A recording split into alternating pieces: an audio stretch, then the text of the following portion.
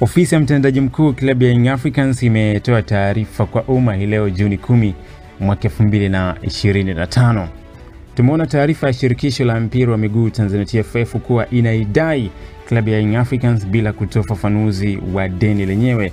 Tunapenda kuujulisha umma kuwa klabu ya Young Africans haijawahi kulipa fedha yoyote ya ubingwa wa kombe la shirikisho kwa misimu mitatu mfululizo 2021-2022, 2022-2023 na 2023 na 2024.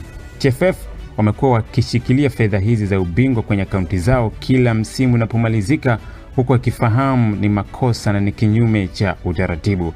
Hakuna uthibitisho wote wa kimaandishi kuonyesha kuwa TFF wamewahi kulipa fedha hizi za ubingwa kwa klabu ya Yanga. Ni aibu na fedheha na kumtia dosari mdhamini kuendelea kuendesha mashindano bila kumlipa bingwa kwa misimu mitatu mfululizo. Tunaelekeza